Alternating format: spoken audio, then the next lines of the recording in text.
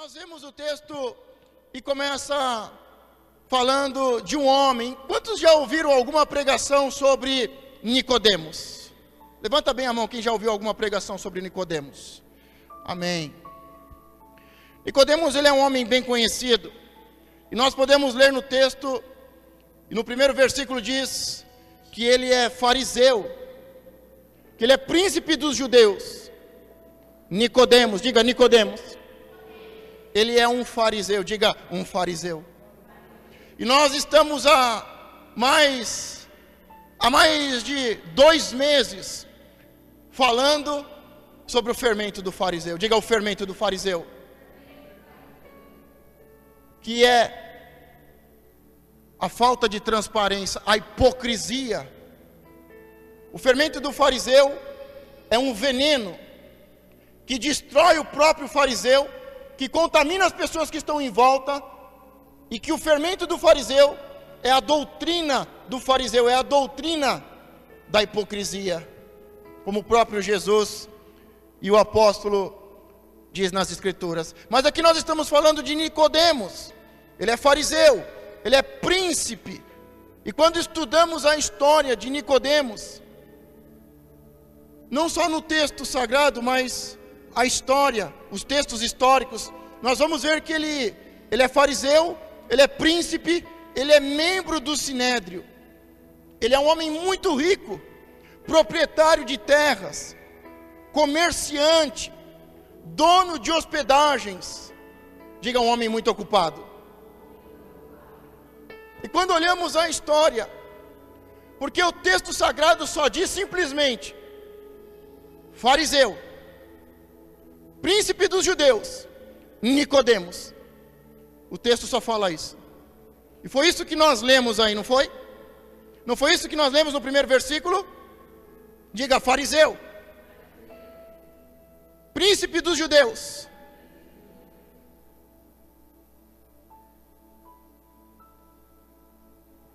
Fariseu, príncipe.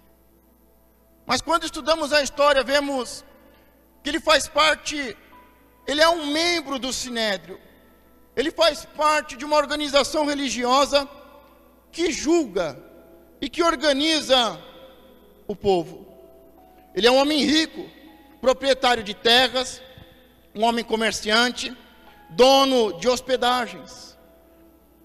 Quando olhamos o capítulo anterior, nós vemos que aconteceu uma festa. E os judeus subiam a Israel, a Jerusalém. Tem pelo menos 3 festas que o judeu é convocado todo ano a subir a Israel, a Terra Santa. E estava tendo uma festa. Muita gente subiu àquele lugar. E este homem, Nicodemos, fariseu, príncipe dos judeus, e como vimos, o seu histórico, o seu currículo, ele tem hospedagens. Ele hospeda as pessoas que sobem àquele lugar para participar das festas. Mas quando olhamos para Nicodemos, nós vemos que ele é um homem muito importante. Ele é uma autoridade. Ele é um homem rico. Ele é um comerciante. É um homem muito ocupado. E naqueles dias em especiais, os seus dias ainda eram mais cheios e mais ocupados e com muitos afazeres.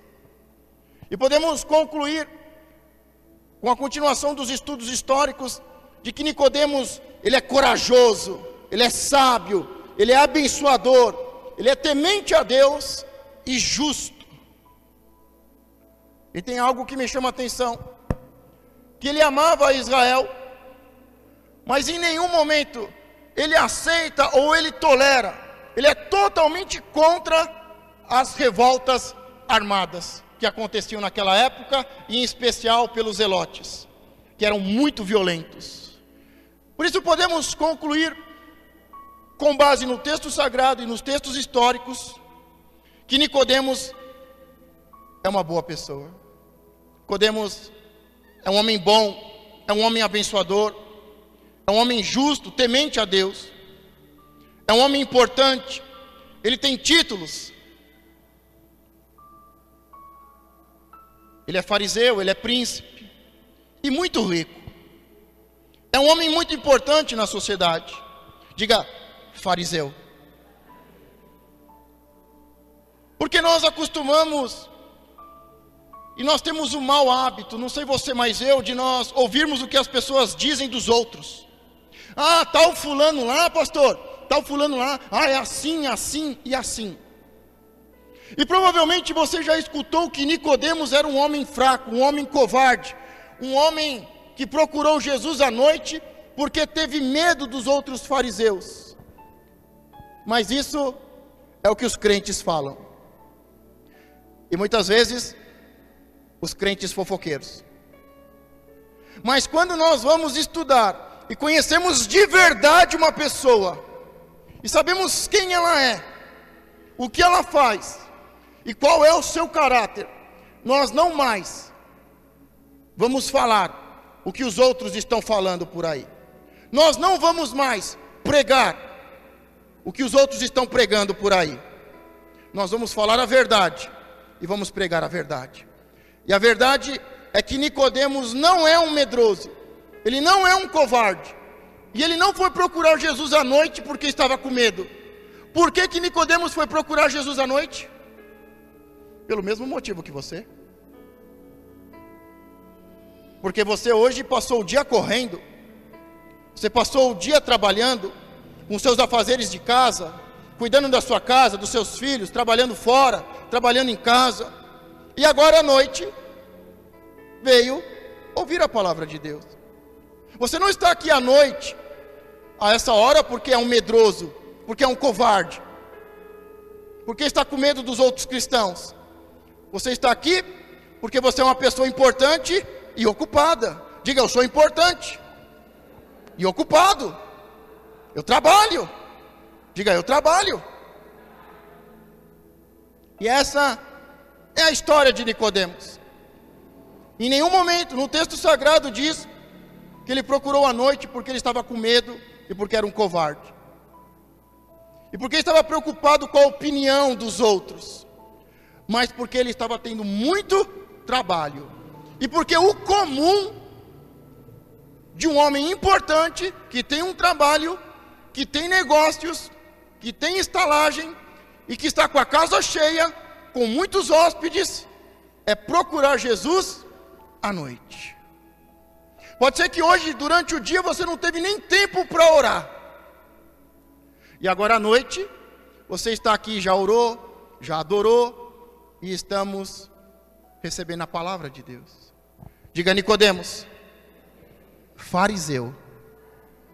Mas aí começa a diferença, porque existe fariseu e existe fariseu. Existe crentes e existe crentes. Pastores e pastores. E existe médicos que são bons e médicos que são ruins. Mas Nicodemos é uma boa pessoa. Nicodemos, ele só aparece no texto, no livro sagrado de João. Este texto de João, o livro de João, tem como principal propósito apresentar o amor de Deus ao mundo. E no livro de João se fala sobre Nicodemos e se fala 3 vezes. A primeira vez é em João 3, que nós acabamos de ver, e você vai ler o texto completo. João 7, porque estão tentando acusar Jesus e prender Jesus sem provas. E ele, por ser um homem inteligente, um homem corajoso, um homem temente a Deus, ele diz, mas nós vamos prender uma pessoa sem provas? É assim que se faz aqui? Nós vamos fazer um julgamento e vamos ser injustos? E daí que questionam ele. Mas você acha que da Galileia virá alguma coisa boa?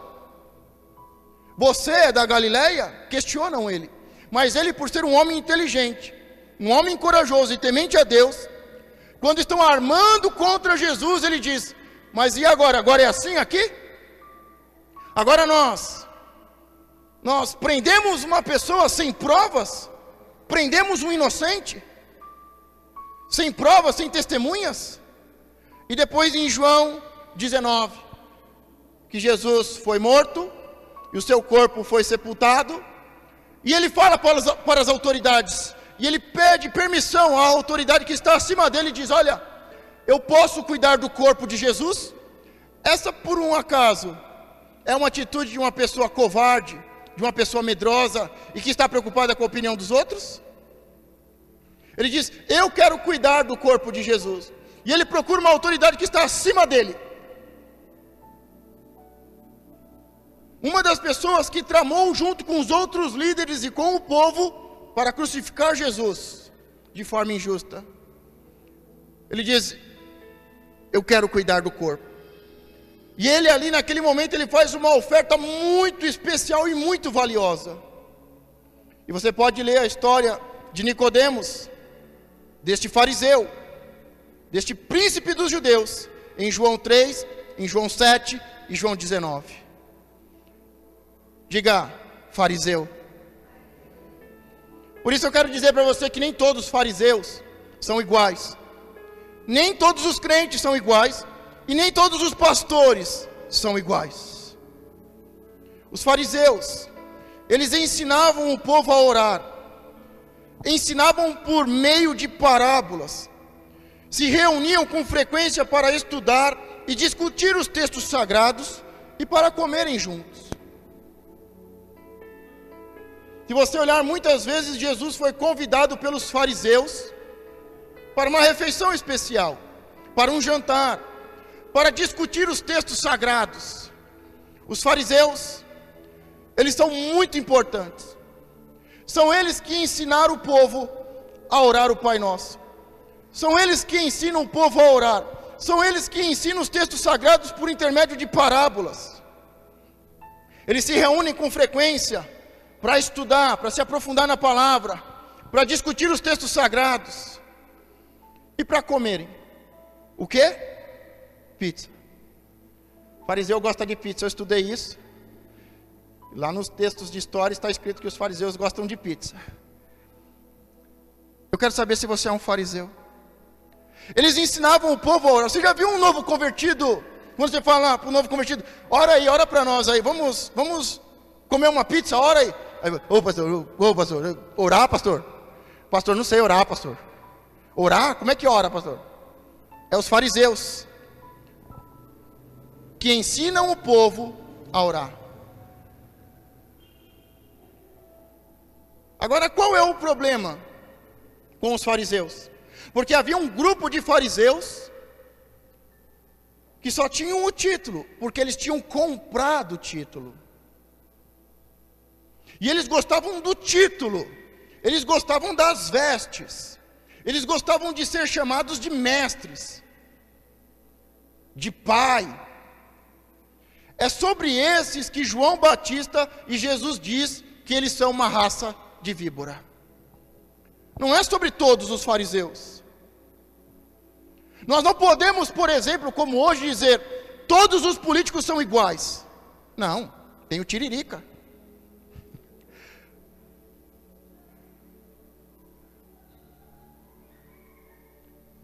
Os fariseus são muito importantes dentro da história judaica. E muito importante para nós. Se eu te falar uma coisa, não sei se você vai acreditar, mas se eu te disser que Jesus é um fariseu, quantos acreditam? Acreditam? Levanta a mão quem acredita que Jesus é um fariseu. Ninguém? Só eu? Eu acredito que Jesus é um fariseu. Mas eu quero que você entenda que havia dentro desse importante grupo de fariseus, havia uma parte dos fariseus que estava contaminada pela corrupção. Eles tinham comprado o título, eles gostavam e eram vaidosos. Eles não estavam preocupados com o povo, mas com o seu ego. E eles são chamados de raças de víboras. A grande questão é que dentro do texto bíblico, você tem um chamado, e você tem um ministério, e você tem um dom, você tem uma função. E no Antigo Testamento só 3 pessoas eram ungidas: os reis, e os reis governavam a parte civil. como um presidente hoje, como um governador. Ele era ungido como rei, e ele cuidava da parte civil, da parte do governo. E os outros dois, que também eram ungidos e tinham o Espírito do Senhor sobre eles, era o sacerdote e os profetas. O sacerdote para cuidar dos cerimoniais, dos rituais, fazer expiação pelo pecado do povo, e o profeta para trazer a vontade, a palavra de Deus. Só esses três tipos de pessoas eram ungidas e tinham o Espírito do Senhor. Por isso que Joel, em Atos, diz que depois derramarei o meu Espírito sobre toda a carne. E hoje não é só sobre os reis, sacerdotes e profetas que há unção e o Espírito do Senhor sobre eles. Todos foram ungidos, diga, todos foram ungidos. Mas a questão é que um rei, ele não podia ser um sacerdote. Um rei tinha que ser rei. E toda vez que nós vemos na palavra um rei que queria ser um sacerdote, vem maldições sobre ele. Toda vez que um profeta ou um sacerdote quisesse ser um rei, vinha maldição sobre ele. Cada um tem que cumprir o seu chamado. E quando Jesus vem, João Batista anuncia, e Jesus, ele se apresenta, tudo isso está uma bagunça. E algumas pessoas que não eram reis, estavam sendo ungidos como autoridade, como governo. E pessoas que não podiam ser, porque não eram descendência de Arão, e não podiam ser ungidos como sacerdotes e profetas, tinham comprado o título. E é sobre esses que João Batista e Jesus diz que são uma raça de víboras, que não se arrependem, que não mudam, que são vaidosos, que são egoístas, que só pensam neles, que são bonitos por fora, mas por dentro estão sujos, contaminados, com o coração corrompido, envenenado, e envenenando os outros. Mas Nicodemos é uma boa pessoa. Diga, Nicodemos é uma boa pessoa.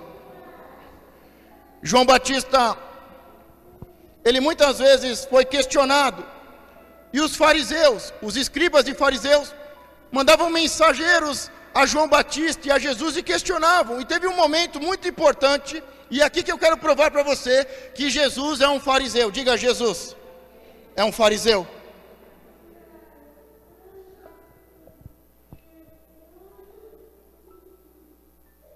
Os escribas e fariseus mandam mensageiros até João Batista e começam a perguntar: quem é você? Você por um acaso é Cristo? Quem é você? Por um acaso você é profeta? Você é sacerdote? Você é Elias? Quem é você? Porque cada pessoa tem que cumprir a sua função. E mais do que querer saber quem ele era, queriam saber qual era a função dele naquele tempo. E perguntam se ele era Cristo, perguntam se ele era Elias, se ele era profeta, mas nós sabemos que ele era filho do sacerdote, do sumo sacerdote, Zacarias. Em João 1, do 26 ao 27, ele respondendo para os fariseus, João Batista respondendo para os fariseus: eu batizo com água, mas no meio de vós está um a quem vós não conheceis. Este é aquele que vem após mim, que é antes de mim, do qual eu não sou digno de desatar a correia das suas sandálias, das suas alparcas. O que João Batista está dizendo para os fariseus? Mas no meio de vocês, no meio dos fariseus, está um a quem vocês não conhecem. Jesus era fariseu ou não? Jesus, ele falava como fariseu, ele orava como fariseu, ele contava parábolas como um fariseu, ele se vestia como um fariseu. A diferença é que ele era o pão da vida, e não o pão contaminado com fermento. Diga, Nicodemos é fariseu. Jesus é fariseu.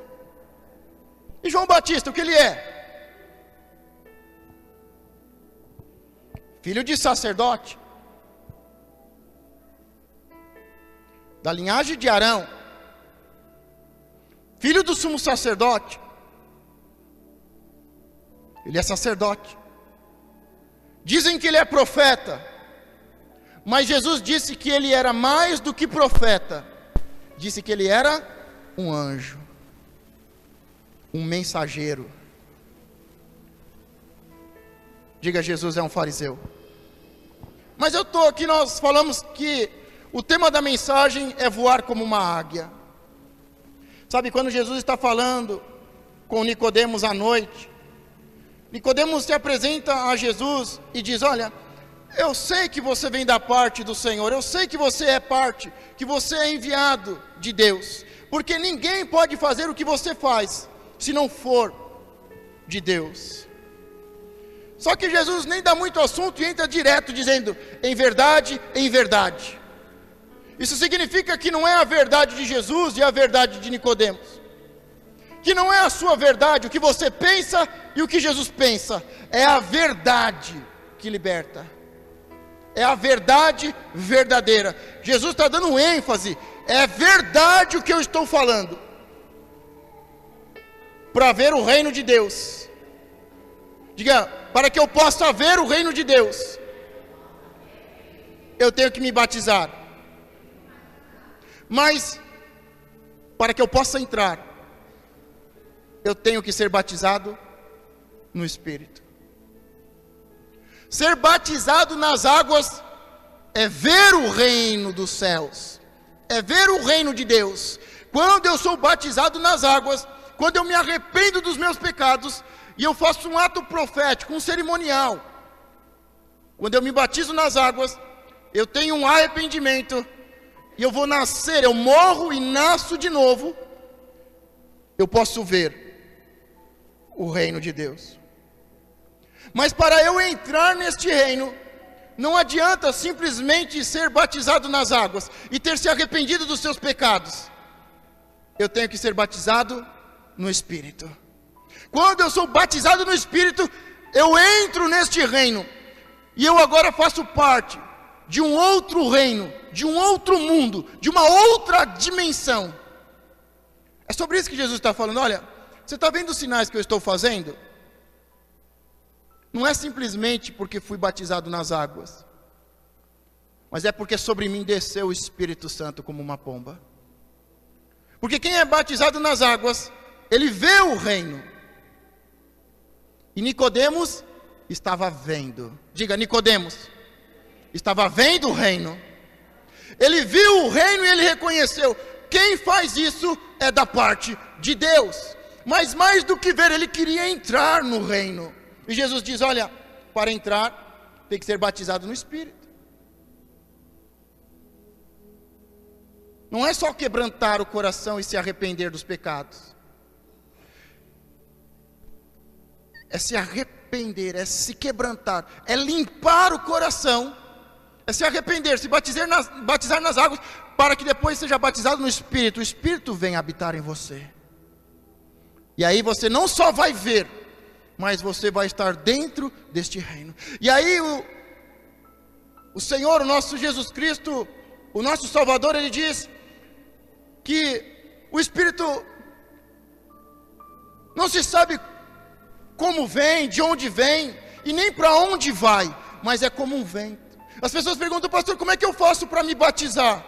Como é que eu faço para entrar nesse reino, nessa dimensão, ouvir a voz de Deus, ser usado por Deus? As pessoas dão passos: ore, deseje, busque. Começa a falar assim, ó, as pessoas começam a ensinar línguas. Parece um professor de inglês, mais russo, né, do que de inglês. Mas as pessoas querem dizer: você precisa orar, você precisa buscar, você precisa abrir a sua boca. Eu só sei de uma coisa: Jesus disse que eu não sei como e nem de onde, mas Ele é como um vento, que de onde para onde vai eu não sei, mas aqueles que se entregam vão junto com o vento. Você quer ser batizado? Você quer ser cheio do Espírito? Você quer ser revestido? Você quer transbordar? Você quer entrar neste reino? Primeiro tem que ser o batismo nas águas, e depois o batismo no Espírito. Primeiro você se arrepende e vê, e depois que você vê, você obedece e segue esse vento, e segue essa doutrina, e entra. E a grande questão é que para onde ele vai eu não sei. E nem eu já falei muitas vezes, olha, eu vim para Suzano, eu vim para Mogi, para dar aula em faculdade, em universidade. E o meu sonho era chegar toda sexta-feira e fazer um bate-volta para Bertioga. E ser feliz para o resto da vida. Meu sonho era esse. Meu sonho era esse, estava terminando a pós-graduação, eu falei, eu vou para lá, vou começar a dar aula, comecei a dar aula em escola particular. E vou continuar estudando, vou entrar nas universidades, vou ser um professor universitário. E de segunda a sexta eu trabalho, de sexta-feira eu vou para a praia. E vou passar sexta, sábado e domingo na praia, mas o vento me levou para outro lugar. De onde vem eu não sei, nem para onde vai eu não sei. Mas o reino dos céus é como um vento que sopra. E você simplesmente vai. Você não fica raciocinando, será que eu faço isso? Será que isso é verdade? Será que esse fariseu é bom? Será que esse pastor não é igual aos outros? Não, eu tenho um encontro com Jesus, eu defendo Jesus, e eu entrego uma oferta especial para Jesus. Eu vi e eu entrei nesse reino, há um vento soprando. Em Isaías 40:31 diz, mas aos que esperam no Senhor, renovarão as forças, subirão com asas como águias, correrão e não se cansarão, caminharão e não se fatigarão. Hoje o que nós mais vemos é um povo cansado. Cansado porque segue o seu próprio caminho. Um povo cansado porque vai na força do seu braço. Mas os que esperam no Senhor renovarão as forças, subirão com asas como águias, correrão e não se cansarão, caminharão e não se fatigarão. Quando o vento te leva, é porque não tem mais o peso do pecado, é porque não tem mais o fardo do pecado, é porque não tem mais sentimentos, ressentimentos, não tem mais ódio, não tem mais frustração, não tem mais tristeza, e você está agora no Espírito e não na carne. Não há mais um peso, um fardo. Você está no Espírito, em outra dimensão, e Ele te leva. O vento sopra e você vai junto. O vento sopra e você vai junto. O texto de Isaías fala daqueles que não se cansam, que caminham e não se fatigarão. E aqui ele fala sobre águia. E o que nós podemos aprender com a águia é que a águia sabe voar. Diga, a águia sabe voar. Você só aprende a voar com quem sabe voar. Você aprende com os pássaros, você aprende com a águia, ou você aprende com os anjos, com João Batista, ou com Jesus, com Deus. Ou você aprende com os pássaros e a águia, ou com os profetas, com os anjos, ou com Deus. E a águia é um animal muito interessante. Primeiro, a águia é fiel. Diga, a águia é fiel. Se você quer aprender a voar, e você quer ser levado pelo vento, eu não sei você, mas quando criança eu sonhava muito que estava voando. Quantos já sonharam que estavam voando? Só. Tem mais gente sonhadora aí, mas gente doida também. Depois a gente ora por você no final. Mas eu, quando era criança, eu sonhava muitas vezes que estava voando na altura dos postes. Eu acredito que nós nascemos para voar. Como é que Adão deu nome aos peixes das profundezas da água? É porque ele podia entrar nas profundezas da água. Como é que ele deu nome aos animais que voam e moram nos altos montes. Porque ele, estou falando eu aqui, né? Eu acredito que ele vivia em outra dimensão. Não era um corpo físico e corruptível, que morre e que voltava ao pó. Era a luz. Ele vivia em outra dimensão, na dimensão do reino do Pai. Mas quando caiu, foi viver na dimensão natural. Do corpo, da carne, corruptível, que volta ao pó. Mas no começo não era assim. A águia é fiel. Ela na sua vida toda só tem um parceiro. Raramente ela tem mais de um parceiro. A águia é fiel. Diga, a águia é fiel. Ela é fiel ao seu companheiro. Ela é fiel.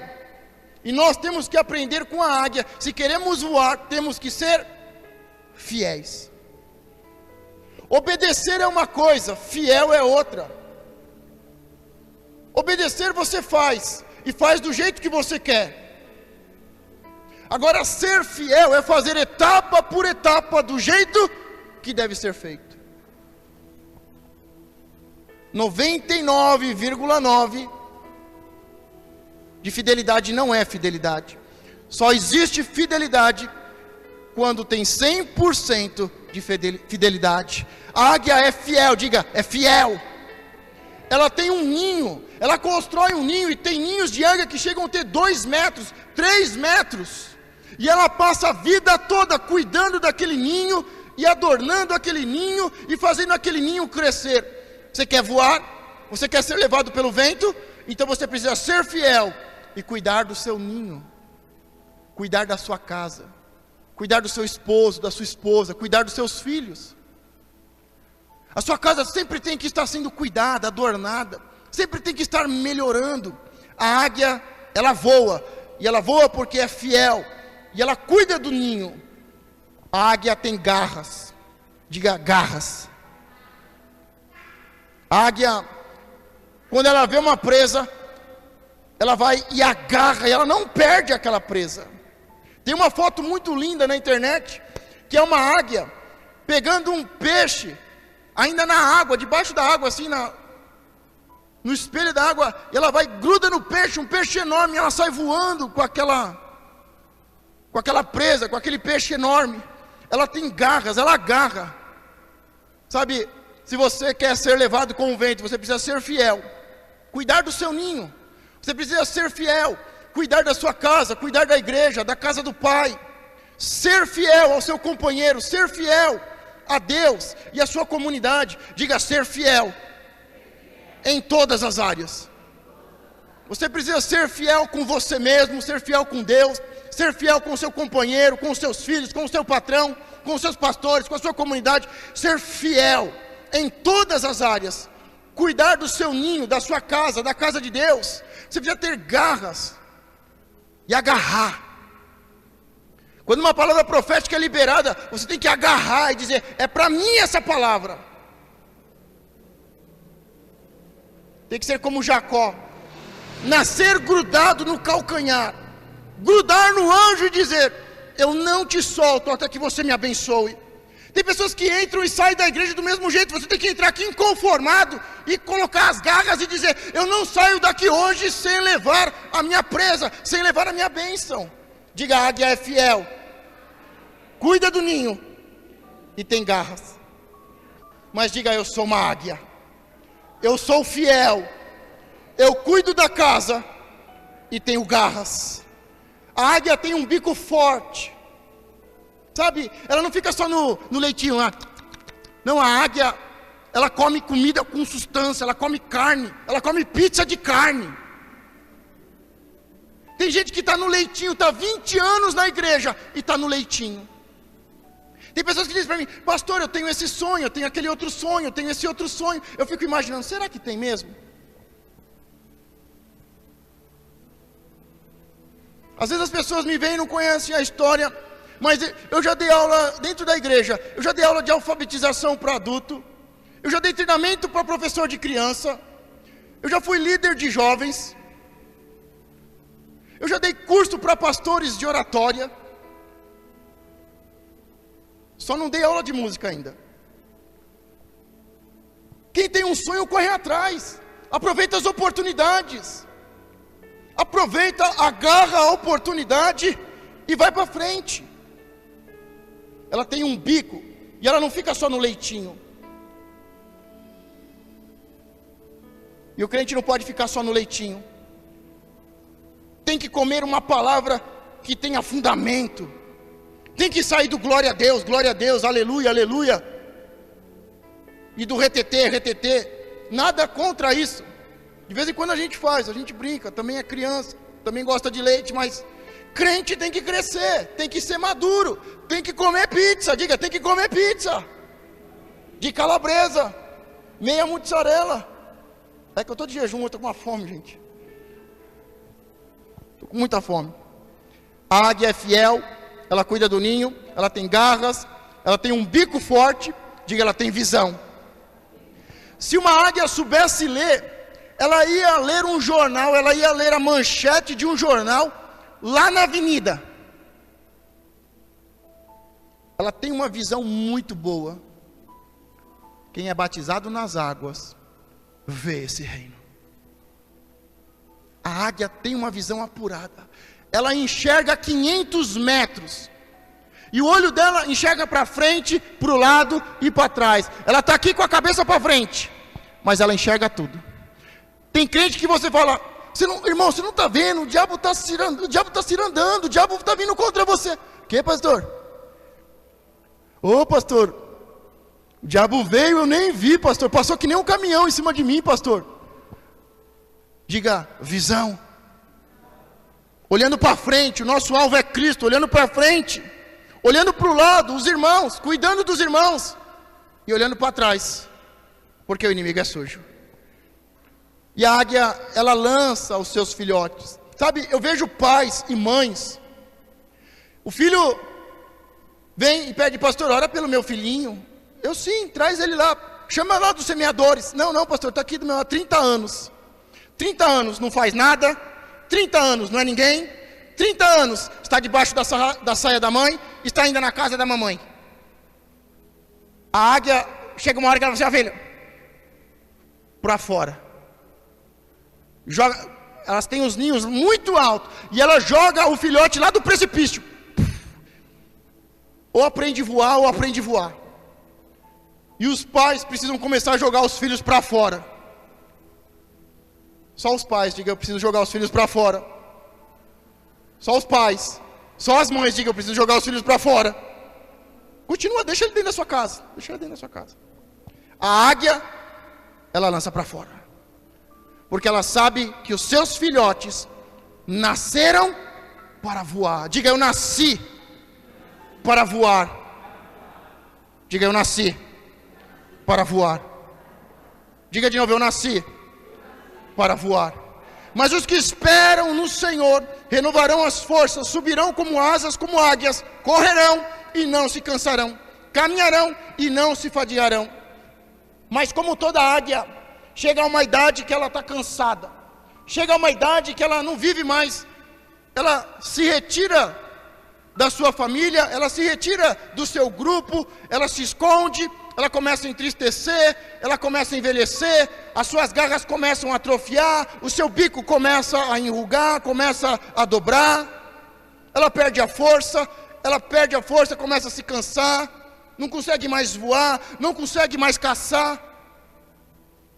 E a águia, em determinado tempo da sua vida, ela acaba se retirando. E a sensação é que ela vai morrer. Quantos já tiveram essa sensação? Mas não é a morte, está no meio da sua vida. Diga, eu ainda tenho muito que viver. Mas a águia, ela começa a entrar em um processo e ela começa a cansar. Não consegue mais voar, não consegue mais caçar. As suas garras começam a perder a força, o seu bico começa a perder a força, ela começa a se isolar, começa a se entristecer, parece que vai morrer. Mas, de repente, começa a surgir uma força do interior. Sabe? E é isso que acontece com aqueles que esperam no Senhor. Você não está morrendo, você está vivendo. É um processo de ser batizado nas águas, morrer para nascer. É um processo de ser batizado no Espírito, de morrer para viver no reino. Mas ela parece, e a sensação é que ela está morrendo. É que acabou, que tudo acabou, não tem mais jeito. Mas uma força começa a surgir dentro dela. Uma força daqueles que esperam no Senhor, daqueles que buscam o Senhor, daqueles que confiam no Senhor, daqueles que esperam no Senhor. E a águia, ela começa a renovar as suas penas, ela arranca as suas penas e começa a nascer penas novas. A sua garra cai e nasce garras novas. O seu bico cai e nasce um bico mais forte. E ela agora que parecia que ia morrer, agora nasce, ela renasce e está mais forte. Você está pensando que ia morrer, mas o que não te mata te fortalece. É um processo de nascimento. Diga: eu estou nascendo de novo. E um vento está soprando.